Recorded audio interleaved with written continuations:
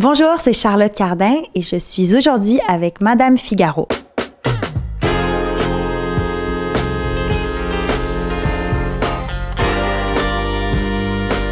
C'est très excitant de faire partie du défilé L'Oréal, pour plein de raisons, mais déjà parce qu'à chaque année, c'est tellement un événement qui est rassembleur, c'est un événement qui est dans la joie. Ça rassemble des égéries de la marque qui sont de tous les âges différents, de plein de milieux différents aussi. Et donc, j'ai non seulement hâte de rencontrer ces autres égéries de partout dans le monde, mais aussi juste de faire partie d'un événement qui est beau et festif comme ça. C'est toujours agréable.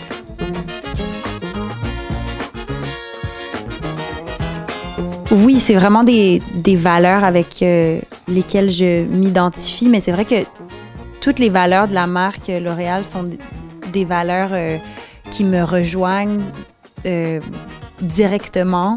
Ça a vraiment été une collaboration qui a été un no-brainer pour moi quand on me l'a proposé, parce que c'est vrai que de célébrer la femme de tous les âges, et non seulement ça, mais de célébrer ce qui nous rend unique à l'intérieur d'abord et avant tout, c'est vraiment quelque chose que j'essaie d'incarner et dans ma musique et dans la vie de tous les jours. Et donc de m'identifier à une marque qui a ça comme mantra, c'était assez évident pour moi.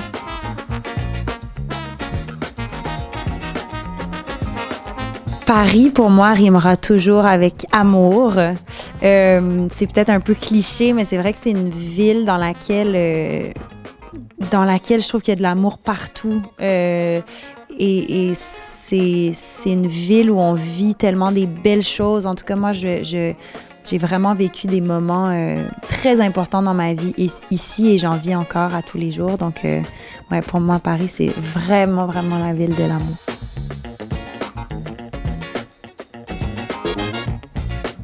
C'est, je crois, d'avoir trop longtemps cru que je devais absolument mettre du cache-cerne pour me sentir belle. J'ai commencé récemment à ne plus vraiment mettre de cache-cerne, mais à juste mettre du blush. Et c'est comme vraiment une révélation pour moi. J'en mets encore des fois quand je sens que j'en ai vraiment besoin. Il y a des jours où je me réveille puis je me dis, OK, un peu de cache-cerne, allez. Mais de sentir que c'était une obligation, parce que, mais vraiment, je trouve que quand j'attire l'attention plutôt sur une joue un peu rosée, on n'a plus du tout besoin de cache-cerne. Puis pour moi, c'est comme un peu une révélation très, très récente.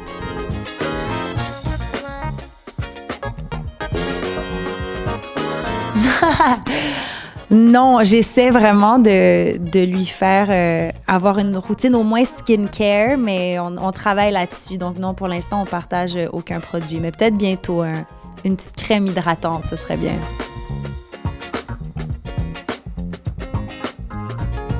Ce que je fais pour me détendre avant un show, c'est vraiment de la visualisation. J'ai toujours un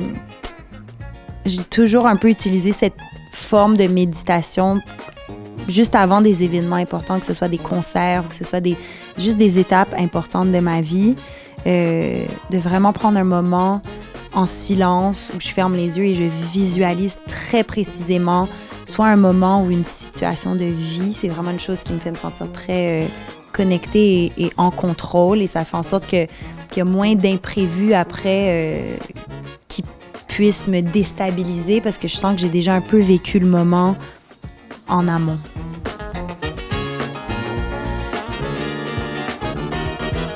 Je pense qu'au Canada, qu'est-ce qui est différent côté beauté? En tout cas, c'est vrai que quand je pense à la Parisienne typique, je pense tout de suite à un rouge à lèvres rouge. Ça, c'est vraiment quelque chose de plus spécifique aux Parisiennes. Alors que je pense qu'il y a peut-être un rapport où on voit moins souvent un red lip comme ça au Canada. Je pense que c'est peut-être plus dans une lèvre un peu plus naturelle, mais c'est la seule chose qui me vient en tête. Faudrait que j'y pense un peu plus longuement peut-être.